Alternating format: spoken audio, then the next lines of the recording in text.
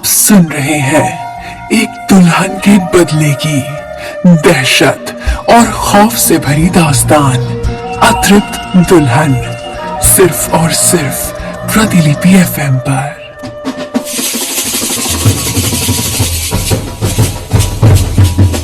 जयपुर शहर से करीब 100 किलोमीटर दूर बसे नामपुर गांव में आज खुशी का माहौल था। गांव के सरपंच मनसुख की इकलौती लड़की उषा की आज शादी थी। अंधेरी रात में सरपंच का घर सितारों की तरह चमक रहा था। बारात आ चुकी थी और अब सब उषा का इंतजार कर रहे थे। लेकिन उषा घर के ऊपर वाले कमरे में बैठी किसी को बार बार कॉल लगा रही थी, लेकिन उधर से कॉल रिसीव नहीं हो रहा था। उसने एक बार फिर कॉल लगाया और इस बार कॉल रिसीव हो गया। उषा तुरंत भड़कते हुए लेकिन दबी आवाज में बोली, कहाँ है तू? आया क्यों नहीं? आधे घंटे में मेरी शादी होने वाली है। उधर से आवाज आई, पागल हो गई है क्या? पूरी भीड़ जमा है तेरे घर पे। तेरा बाप ना मुझे गोली मार देगा अगर आसपास भी देख लेगा तो। मैं नहीं आ सकता।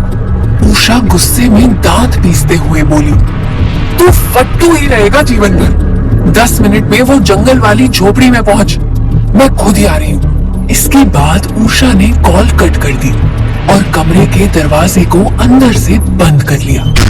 वो आहिस्ता से कमरे की खिड़की से किसी तरह बाहर कूद गई और बड़ी तेज चाल से एक तरफ चल पड़ी।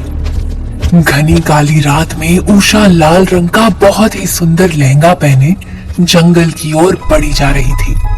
डर का उसके चेहरे पे नामो निशान नहीं था। बस थी तो अपने प्रेमी संतोष को आखिरी बार मिलने की बेचैनी।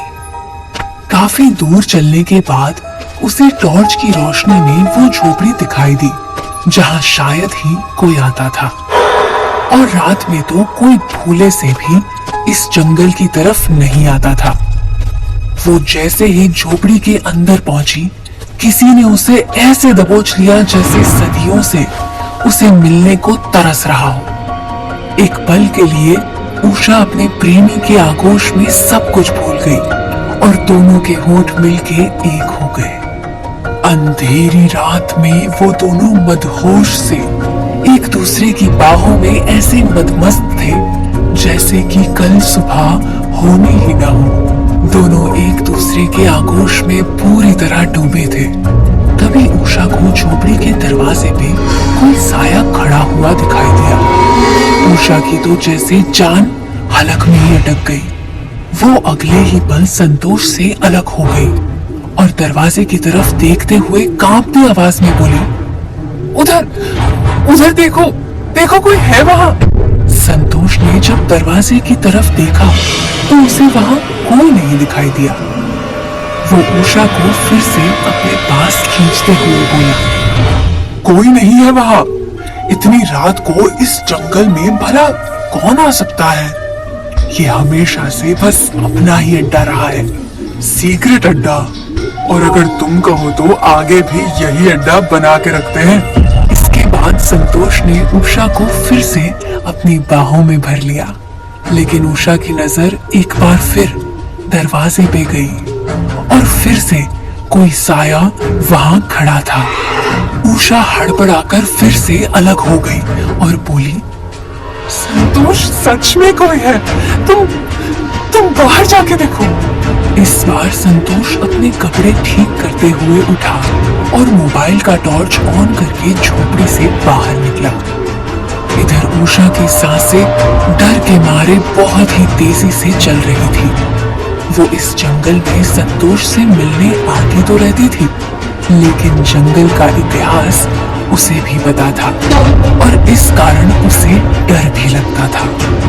जब कुछ देर तक संतोष की कोई आहट नहीं मिली तो उषा भी अपने मोबाइल का टॉर्च ऑन करके संतोष चिल्लाते हुए बाहर निकली। डर और घबराहट ने उसका बुरा हाल कर रखा था। वो झोपड़ी के दरवाजे के बाहर निकली ही थी कि तभी किसी चीज से टकराकर उसका संतुलन बिगड़ गया और वो लड़खड़ाकर गिर गई। उसका मोबाइल भी हाथ से छूटकर गिर गया, लेकिन टॉर्च की रोशनी में उषा को जो दिखा वो रूह कंपाने के लिए काफी था। उषा के ठीक सामने टॉर्च की रोशनी में संतोष का चेहरा दिख रहा था, जिसकी दोनों आंखें गायब थी और उससे बहता खून पूरे चेहरे को लाल कर चुका था। उषा जोर से चीखते हुए वहां से भागने को हुई। तभी वो अपने सामने खड़े एक साये से टकरा गई। वो साया एक औरत का था जो किसी दुल्हन की तरह सजी हुई थी। उसने लाल रंग का बड़ा सुंदर सा राजस्थानी लहंगा और चोली पहनी हुई थी। हाथों में चूड़ा और नाक में खूबसूरत सी नथ उसके चेहरे पे 4 चांद लगा रही थी, लेकिन उसकी आंखें एकदम सफेद थी, जिनको देख कोई भी खौफ खा जाए। उषा को समझ में आ गया था कि उसका किससे पाला पड़ा है। उसके सामने कोई और नहीं बल्कि नामपुर गांव को जमाने से खौफ में रखी हुई यक्षिणी मानसी थी। उषा ने एक बार अपने गले में हाथ लगाया तो सुरक्षा के लिए पहनाया गया रक्षा लॉकेट अभी उसके गले में नहीं था। उषा को अब अपनी मौत नजर आने लगी। वो हाथ जोड़ के यक्षिणी मानसी के सामने गिड़गिड़ाते हुए बोली, मुझे छोड़ दो, मुझे जाने दो, मैंने क्या बिगाड़ा है। तभी यक्षिणी मानसी उसे अपनी लाल आंखों से घूरते हुए बोली, क्या तुम लोगों ने उसे छोड़ दिया था? सबको मारूंगी। आजाद हो गई हूं अपना। ये गांव अब मौत का तांडव देखेगा, एक दुल्हन के बदले का तांडव। इसके बाद उषा की चीख पूरे जंगल में गूंजती रही, लेकिन वहां उसकी मदद करने वाला कोई नहीं था। अगली सुबह उषा के गायब होने का पूरे गांव में हड़कंप था। सरपंच कुछ लोगों के साथ अपनी बेटी को खोजते हुए जंगल में उसी झोपड़ी के करीब आ पहुंचे जहां उषा कल रात आई थी। वहां बाहर ही संतोष की खून से लथपथ लाश पड़ी हुई थी। ये देख सरपंच की घबराहट और बढ़ गई। सब वहीं आसपास उषा को खोजने लगे और तभी एक गांव वाले को उषा की लाश एक तालाब के किनारे पड़ी हुई मिली। उषा की हालत देख किसी की भी रूह कांप सकती थी। संतोष की तरह उसकी भी दोनों आंखें गायब थी। तभी सरपंच भी वहां आ पहुंचे और अपनी बेटी की मौत का ये मंजर देख वो वहीं निढाल होकर गिर पड़े और फूट फूट कर रोने लगे। इसी दौरान एक गांव वाला गौर से उषा की लाश देख रहा था। वो अपने करीब खड़े एक आदमी की तरफ देखते हुए बोला, जिस तरह से उस लड़के और उषा बिटिया को मारा गया है, ये काम तो यक्षिणी मानसी का लगता है। तभी पास खड़ा दूसरा आदमी बोला, लेकिन उसको तो सरपंच जी ने तंत्र शक्तियों से बंधवा दिया था, उसके आजाद होने का तो सवाल ही नहीं उठता। तभी सरपंच की नजर अपनी बेटी के गले पे गई और गले में रक्षा लॉकेट न देख वो और ज्यादा घबरा गए। अब उनको भी कहीं ना कहीं भरोसा हो गया था कि हो ना हो ये काम यक्षिणी मानसी का ही है। उन्होंने तुरंत अपने आदमी को आवाज लगाते हुए कहा, जाओ, जाकर फटाफट तांत्रिक बाबा को बुला कर लाओ। यक्षिणी मानसी का खौफ एक बार फिर पूरे नामपुर गांव में फैल चुका था। वही नामपुर गांव से कोसों दूर जोधपुर शहर के एक हॉस्पिटल के रूम में एक लड़का रोहित बेड पे सोया हुआ था। तभी अचानक वो मानसी का नाम पुकारते हुए एकदम से बेहोशी की हालत से छटपटाते हुए उठकर बैठ गया। उसकी हालत कुछ ऐसी थी मानो उसने कोई बहुत ही बुरा सपना देखा हो। नौजवान उम्र का रोहित अग्रवाल जोधपुर के सबसे अमीर घरानों में से एक अग्रवाल परिवार का इकलौता वारिस था। आज सुबह ही जब रोहित घर पर बेहोश हो गया था तो घर के कुछ नौकरों ने उसे यहाँ हॉस्पिटल में भर्ती कराया। रोहित के पिताजी अमर अग्रवाल और माँ रेखा अग्रवाल एक फेमस ज्वेलरी स्टोर चेन के मालिक थे। वो दोनों एक बिजनेस कन्वेंशन के लिए सिडनी गए हुए थे। जब उन्हें उनके घर के नौकर से रोहित के बेहोश होने की खबर मिली तो दोनों अगली ही फ्लाइट से इंडिया लौट आए। रोहित की सारी रिपोर्ट्स तो एकदम नॉर्मल है। प्रॉब्लम स्ट्रेस का लगता है। रिपोर्ट्स देखते हुए डॉक्टर ने अमर और रेखा से कहा।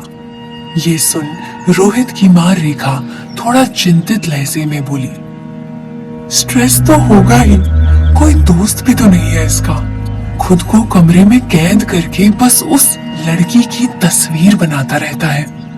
इसके बाद डॉक्टर ने उन्हें रोहित को कुछ वक्त के लिए शहर से दूर कहीं शांत जगह पर ले जाने का सुझाव दिया। घर आने के बाद फिर से रोहित अपने कमरे में कैद होकर पेंटिंग करने में मशगूल हो गया। ये देख रेखा और अमर दोनों परेशान थे।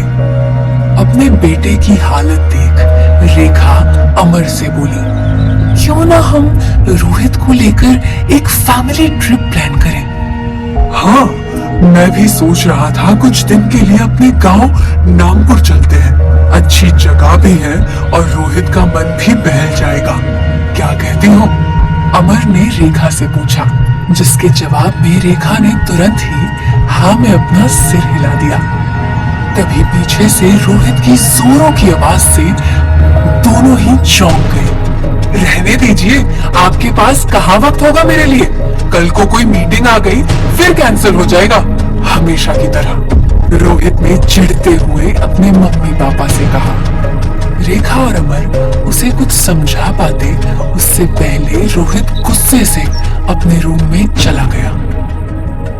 रोहित का आलीशान कमरा, जहां की दीवारों पर हर तरफ उसकी बनाई हुई पेंटिंग्स लगी हुई थी और वो सभी सिर्फ एक ही लड़की की थी, एक बेहद खूबसूरत लड़की जिसका पहनावा एक राजस्थानी गांव में रहने वाली जवान लड़की के जैसा था।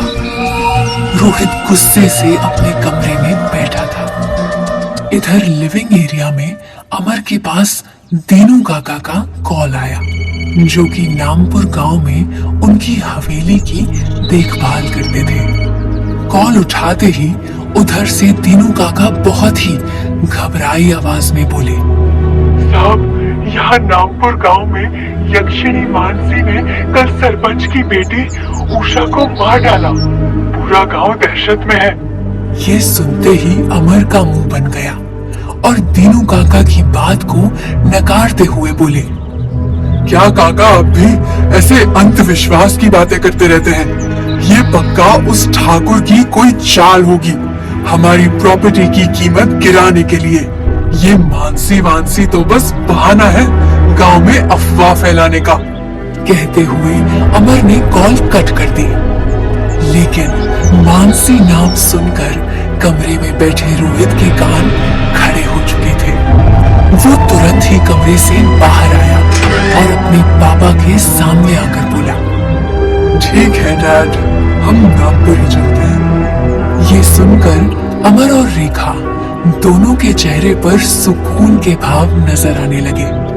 अमर तुरंत बोले, वेरी गुड बेटा, हम कल ही नागपुर के लिए निकलते हैं। इसके बाद रोहित फिर से अपने कमरे में चला गया, लेकिन अमर और रेखा अभी भी हैरान थे कि अचानक रोहित ने हाँ कैसे बोल दी।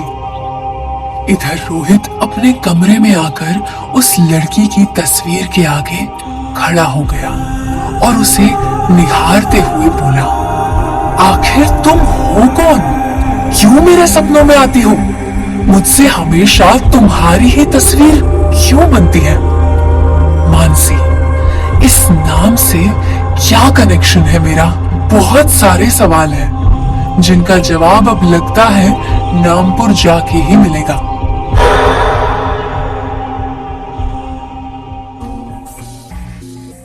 आखिर कौन है यक्षिणी मानसी और क्या कनेक्शन है इसका रोहित और उसकी पेंटिंग के साथ?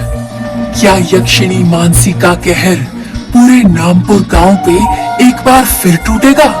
जानने के लिए सुनिए अतृप्त दुल्हन का अगला एपिसोड सिर्फ प्रतिलिपि FM पर।